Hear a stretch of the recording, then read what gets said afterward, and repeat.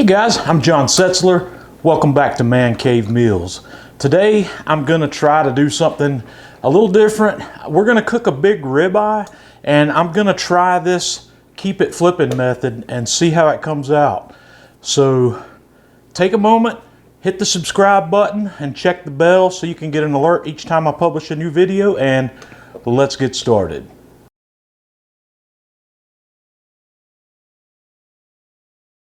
So here is the star of today's show. This is a really nice prime grade ribeye that's got a really beautiful spinalis on it. And what I like to do before I get my cook going is I like to drizzle on just a little bit of Worcestershire sauce and kind of smear that across the surface. And I use that as a binder. And I'm going to shake on some of my Man Cave Magic #1, which I'll give you the recipe for this in the video description. This is my salt, pepper, garlic blend that I use for stuff like this. So I'm going to flip that guy over and hit the other side of it with just a little bit of that as well, and shake a little bit more on there. And what I want to do is I want to dry brine this steak for at least an hour before I get ready to cook it. This one's probably going to go closer to 2 hours. So we're going to toss that back in the refrigerator, and then we'll be back a little later. I've let my steak dry brine in the refrigerator for a while, and I've got a nice hot bed of coals going here in the Aaron Franklin PK grill. So we're going to put this guy on here, and we're going to flip it every 30 seconds. So I'm just going to kind of let you watch along here as we go. So here we're ready to do our first flip, and we'll flip it again in another 30 seconds.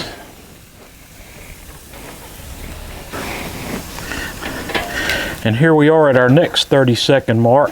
We're going to give it another flip, and we're just going to keep flipping. So I'm going to make the next couple of flips before I bring you back. And after several more flips, we're starting to get some crust on the outside, so we're going to be careful and watch that and try not to let it go too far, because like I said, I've got a really hot bed of coals here. So we're coming up here on our next flip, so we'll give it another turn, maybe kind of turn it in that direction as you go and just let it keep going. And after several more turns, we're starting to get a really nice Maillard crust on the outside of this steak. So we're getting close to the end of this part of the process. So I'm about 10 seconds away from my next flip, so let's go ahead and give it that next flip and see how we're coming along there. It's looking good. And if the flames get too big under there, you can just move it off. You know, move it to a cooler spot on the grill.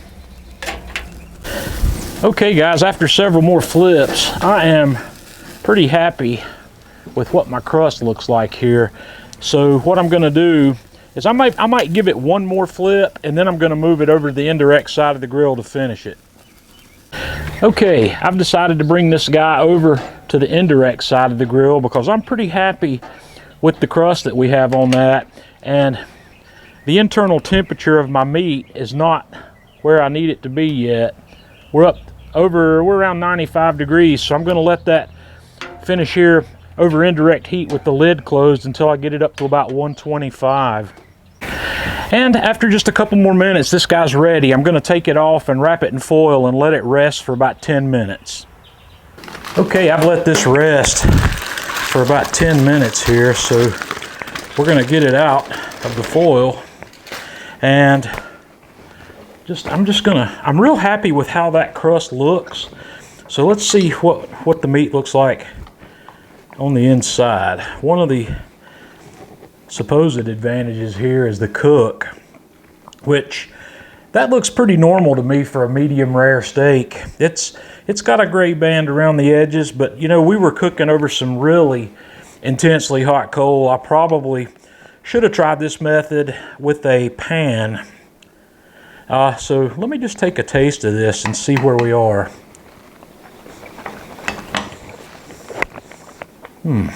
That's amazing. That's delicious. So as for this method of keeping it flipping, I think it's a good method. It's different than what I'm used to doing. I think it might work better if you were on a cast iron surface or on a soapstone with some oil to temper the heat a little bit. I think I will try this technique once again, and I will use the pan because I think I'll probably get better results. But the crust on the outside of this steak has a perfect blend, in my opinion, of char and Maillard reaction to give it that beautiful steak flavor. So guys, give this technique a try. Let me know what you think. Until next time, this is John Setzler with Man Cave Meals.